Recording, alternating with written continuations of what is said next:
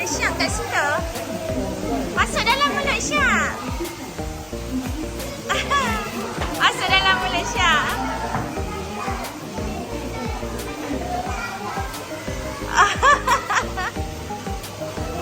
Kakak dengan adik kena buat macam tu. Okey dah. Eh, besarnya. Udang galah. Dah galah. Macam mana udang boleh jadi besar tu? Apa dia? Macam mana udang? Kakak udang galah. Ha. Bagi dia makan, dia jadi besar.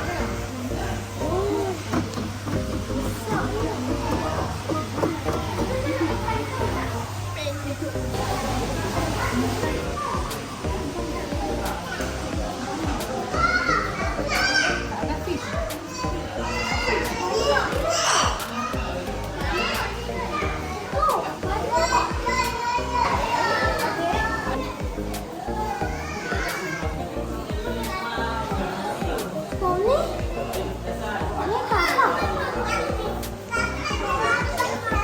Kenapa? Dia cakap ada sea urchin tu. Sea urchin. Sea urchin. Mana? Tu?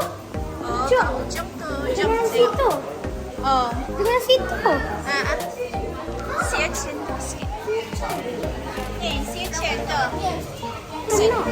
Maksudnya kalau kita kena dia punya sharp tu, mati ke?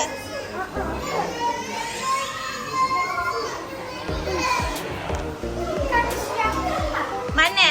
Ikan siakak merah. Tak nampak merah pun. Tu kot yang sana tu. Asal ni nampak macam snake punya shape, macam dia punya tu. Ikan merah. Kan?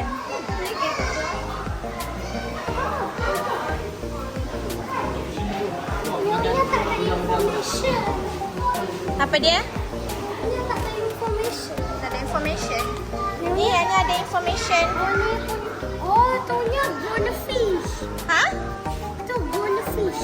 Glowfish lah. Oh, goldfish. Apa baca salah? Mata udang. Lobster. Ada lobster lagi. Tapi lobster ni tak ada colour. Ni crayfish. Apa? Sedapnya. Yang ni yang makan ni kot Tatan. Lobster makan. Oh, betul lah.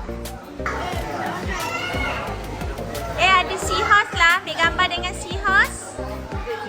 Okay.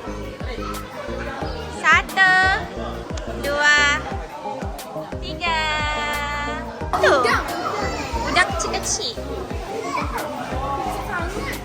Kecil sangat udang dia. Besarnya lima tu. Udang tu untuk makanan dia kan? Sakit lah aku tengok.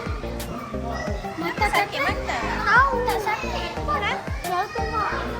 Tiba-tiba sakit mata. Untuk Tata macam pening. Ibu kecil-kecil. Banyak dia. Pegang.